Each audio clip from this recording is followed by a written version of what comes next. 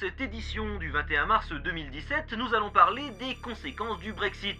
Avec nous, le professeur Charles Camembert, expert et enseignant à Cambridge en géopolitique européenne. Bonjour. Et face à lui, Norbert de la Couillardière, candidat du parti France Fronton aux prochaines élections dans 2 mois, pour qui vous devriez peut-être envisager de voter. Après, je dis ça, je dis rien. Bon, on est d'accord, c'est la faute des Normands. Excusez-moi, c'est une blague? Non, c'est un débat. Vous savez, si on laisse les choses déborder comme ça, bientôt, on mangera tous du camembert. Eh ben, je suis désolé, moi je viens de Coulommiers, je ne compte pas changer mes habitudes. On peut revenir au sujet, peut-être. Et ben voilà, encore une fois, les élites normandes essayent de nous faire taire. On est muselés dans ce pays, parce qu'on dit la vérité. On peut plus rien dire. À quel moment la télé est devenue aussi stupide? C'est depuis qu'on a été racheté. Voilà pourquoi vous devez racheter cette série maintenant. Aucun souci. Vous ne voulez pas écouter ma présentation? Non, on a changé de politique depuis 2014, on rachète tout ce qu'on peut, ça fera du contenu pour notre future plateforme de streaming. J'avais préparé un PowerPoint. Eh ben, allez-y, si ça vous fait plaisir. C'est le 23 novembre 1963.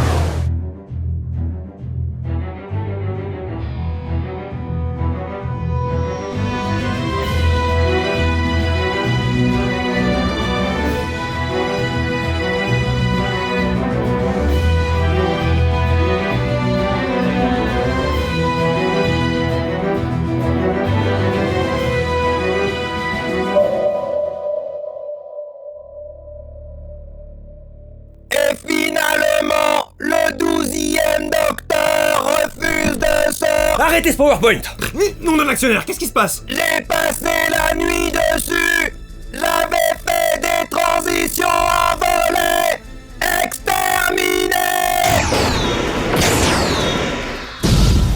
Très pratique ces effets secondaires pré-régénération. Vous pouvez me passer le contrat qui est tombé, s'il vous plaît? Ce contrat? Laissez Doctor Who tranquille. Docteur, c'est bon Philistine, j'ai empêché Disney de racheter Doctor Who pour la 5e fois. La 5e est forcément la bonne. Mais, pas de temps à perdre. Retournons en 2023 pour vérifier que tout est rentré dans l'ordre. Docteur! Ce n'est que partie remise, Docteur. Et finalement, le 12e Docteur change d'avis et accepte de se régénérer. C'est la fin de Doctor Who sous la supervision de Steven Moffat. Un nouveau showrunner est alors choisi parmi les scénaristes ayant travaillé sur la série. La BBC se décide sur le showrunner des 2 premières saisons du spin-off Torchwood, ainsi que de la série policière dramatique Broadchurch dans laquelle avait joué David Tennant, ainsi qu'une certaine actrice du Yorkshire. Ce n'est pas juste une race de chiens, c'est aussi un comté du Royaume-Uni. Doctor Who va faire un changement radical et controversé en donnant le rôle du 13e Docteur à Jodie Whittaker. Qu'est-ce que... Eva Green. Reprenez votre vidéo et posez pas de questions, c'est lourd à force. Allez.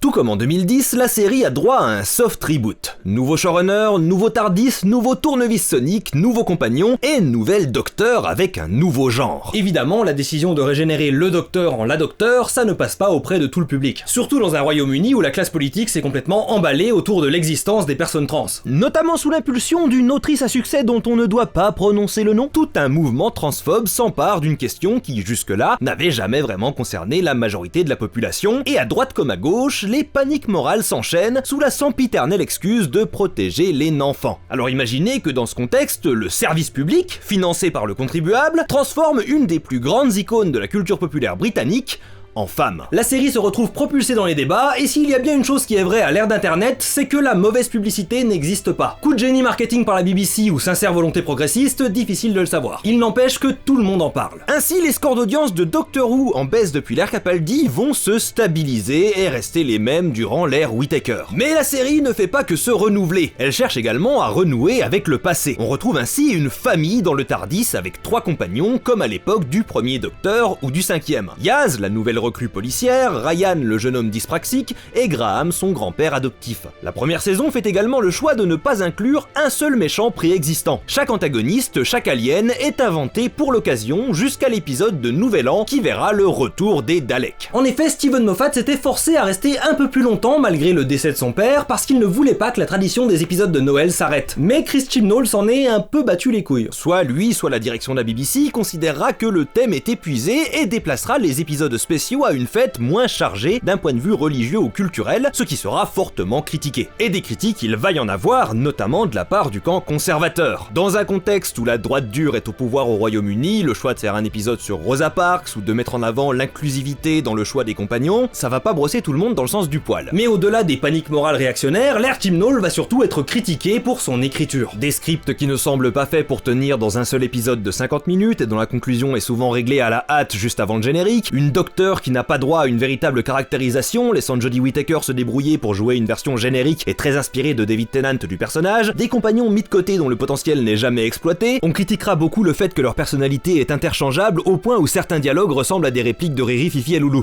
Ok, maintenant je veux entendre Ryan. Pour finir, Yaz.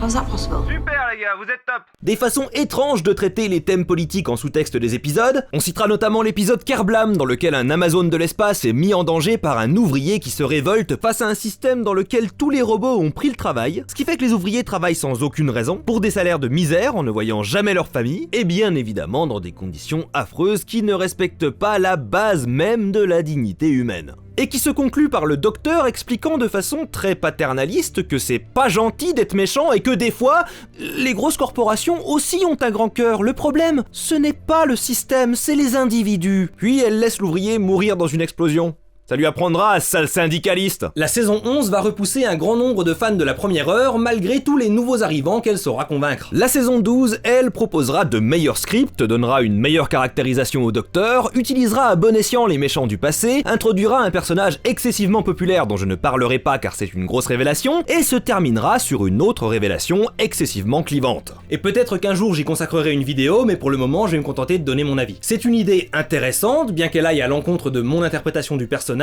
et qui se repose sur le passé de la série, mais dont l'exécution est absolument affreuse. Finalement, la série a droit à une saison 13 écourtée surnommée Flux, qui raconte une histoire continue, un peu à la façon de Trial of the Time Lords dans les années 80. Ce chant du cygne proposera une aventure palpitante, tout en évitant de trop revenir sur la révélation controversée de la saison précédente. On regrettera malgré tout que le problème des compagnons sous-exploités reste présent jusqu'au bout, en particulier Yaz, qui aura été là du début à la fin, et n'aura eu que quelques scènes bien trop courtes pour briller. Finalement, malgré l'arrivée d'une nouvelle communauté de fans, les controverses et les paniques morales auront eu raison de Doctor Who, qui se terminera en 2022 dans le pouvoir du Docteur, où après le retour de compagnons et d'interprètes classiques du personnage éponyme, sa dernière incarnation est trop grièvement blessée pour se régénérer. C'est la fin de Doctor Who, un an avant le 60e anniversaire.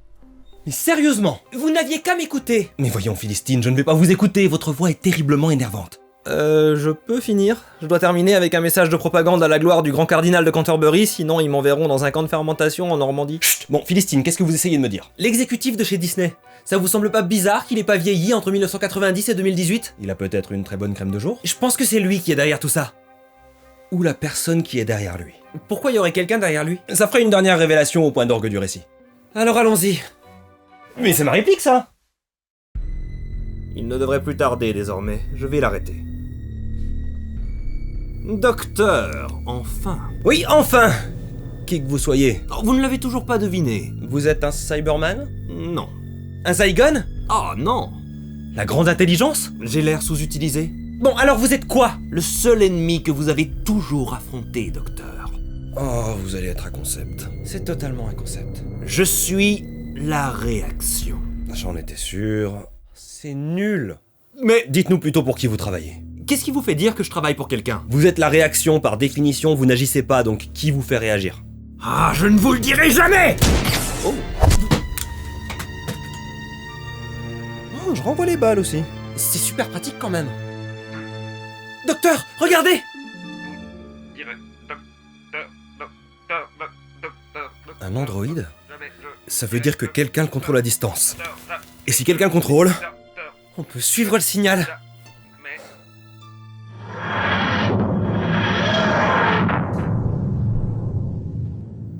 Attendez. J'ai déjà vu ce vaisseau quelque part.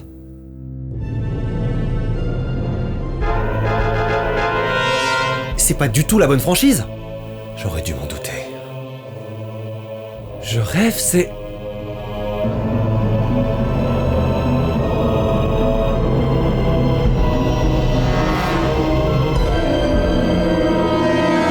Mickey Mouse? Mickey! Oh, depuis le début, c'est vous qui essayez de mettre fin à Doctor Who? Mais pourquoi? Y mettre fin? Non! Tout ce que je souhaite, c'est l'obtenir! Comme tout ce qui fait ce monde! Je veux posséder Star Wars et Doctor Who! Je veux posséder les conservateurs et les progressistes! Je veux même posséder le camembert! Vous ne pouvez pas posséder une recette de fromage? Alors je le détruirai! Et toute la Normandie avec! Ça vient de là. Si vous voulez juste posséder Doctor Who, alors pourquoi la série se termine dès que vous l'obtenez? Je sais pas, on achète des trucs, ça remplit le catalogue. Ensuite je m'en fous de ce qu'on fait avec. Tant que c'est à nous. Et qu'on peut vendre du merch. Si ça marche, on finance. Si ça arrête de vendre, ça finit à la benne. Mais Doctor Who est une série bien trop niche pour en faire une vache à lait. C'est quoi dans votre poche? Dans ma poche? Ok, j'ai rien dit. Mais l'une des forces de Doctor Who, c'est ses messages politiques forts. Sans ça, c'est plus Doctor Who. Je m'en fous de la politique. Tout ce qui compte, c'est le fric. Si le racisme rapporte du blé, je ferai des films racistes. Si les gens veulent bouffer des niaiseries communistes, tant qu'ils me payent, ça me va. En plus, la série est pas affectée par ces enflures de grévistes. Et s'il y a bien une chose que je déteste, c'est les grévistes. Alors vous allez garder Doctor Who sur Disney+. Je vais faire mieux que ça, mon con. Je vais balancer de la thune dedans et on verra bien ce que ça donne. Du budget dans Doctor Who? C'est jamais arrivé. Docteur, vous ne pouvez pas accepter ça! Est-ce que j'ai vraiment le choix, Philistine? Je suis peut-être l'être le plus important de cet univers, mais je ne peux rien contre Disney. D'ailleurs, j'aime bien cette idée de Doctor Who français fait par l'ORTF. Si vous acceptez de me la vendre, je suis sûr qu'on peut produire ça. Comment vous feriez? Ça commence avec Louis de Funès et il est mort. C'est à ça que servent les deepfakes, l'IA et les boîtes de FX sont payées. Ok, ça c'est trop loin pour moi. Qu'est-ce que vous faites, docteur? J'ai renversé la polarité électroquantique du carburateur à nanoparticules. Bah oui, évidemment, j'aurais dû deviner. Qu'est-ce que... Non! Arrêtez! Désolé Mickey, mais ça c'est pour Star Wars 9. C'est méga, Mickey! La nuance est importante pour des raisons de copyright! Ou après le retour de compagnons et d'interprètes classiques du personnage éponyme, sa dernière incarnation est grièvement blessée et donc forcée de se régénérer. Elle fait ses adieux à Yaz de façon trop platonique à mon goût, puis elle passe le flambeau à David Tennant. Le 10e Docteur devient donc également le 14e, une première dans l'histoire de la série, et ce n'est pas le seul de retour. En effet, Russell T Davies, producteur qui a lancé l'ère moderne de Doctor Who, revient en tant que showrunner, ce qui est également une première. Pour beaucoup de fans, c'est le retour de deux légendes d'un âge d'or. Personnellement, ils ont beau avoir fait une de mes périodes préférées de la série, je suis sceptique de la démarche. Le message de Doctor Who a toujours été le progrès, le changement, le renouvellement. C'est ce qui rend cette série si particulière, le fait qu'elle va toujours de l'avant et qu'elle n'a pas peur de se régénérer complètement. C'est aussi pour ça qu'elle a une communauté très hétéroclite. Il y a peu de fans de Doctor Who qui sont d'accord sur les meilleurs épisodes, les pires, le meilleur docteur, la meilleure compagne, parce que chacun peut y trouver son compte selon les époques et les saisons. Vous aurez peut-être remarqué que je n'ai pas franchement adoré l'ère Chibnall. Je sais que beaucoup par contre en ont été terriblement fans. Tout comme j'ai du mal avec les 5e, 6e et 7e docteurs alors que c'est les préférés de plein de gens. Et à l'inverse, énormément de fans n'aiment pas Peter Capaldi alors que c'est mon docteur préféré et le meilleur à mon avis. Et on parlera même pas des fans qui n'aiment pas le 10e docteur, les pauvres ils sont vraiment mal lotis. Parce que oui, le 14e docteur est le 10e docteur 2.0. Et je vais pas entrer dans les détails parce que je pense que je révèle déjà suffisamment de choses pour les personnes qui voudraient regarder la série après ma rétrospective, mais on peut sentir une volonté un petit peu racoleuse de la part de la BBC de faire revenir David Tennant après les chutes d'audience des airs Capaldi et Whittaker pour faire revenir le public qui est parti. Et ceux qui étaient partis parce que le docteur était devenu une femme et que Doctor Who était devenu Dr. Walk risque d'être pas mal surpris par le retour de l'homme qui a littéralement créé une série où la droite détruit le monde.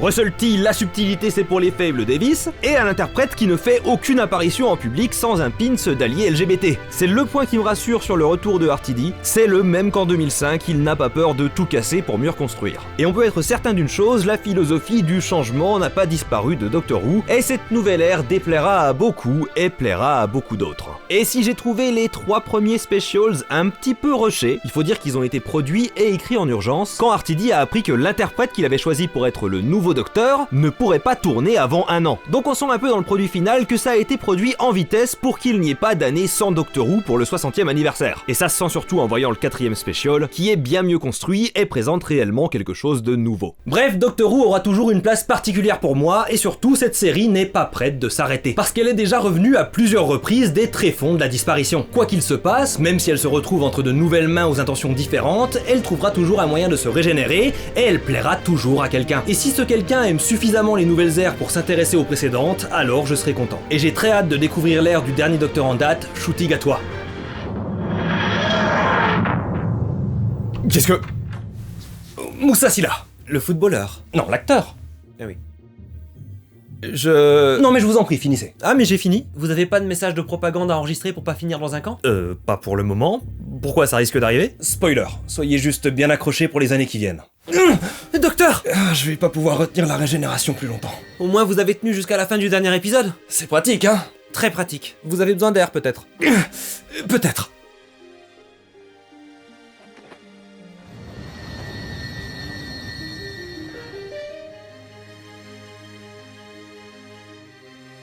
Docteur! Ne vous inquiétez pas, Philistine.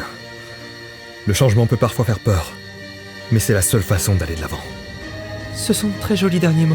Merci, ça fait 5 épisodes que j'y réfléchis. Attendez, non, merde! Je m'appelle Monsieur le Docteur. Quoi? Un énorme merci à Morgan Omenko, Poyo, Arnaud, Billy Radiem, Laetitia Femto, Maïwaner, le maître de Liprane, Fly Lupus, Eddie Rockmer, Samy Langignon, Elayan, Manuel, Aegolius, Kevin Delamure, Emma Benaïm, Arthur Burgé, Zakaz, Encre de Sel, Salariel M, Orionas, Jalvorondil, Super Jésus 2, Azerxim, Aseitix, Léof et l'écrivain maudit. En une seule respiration!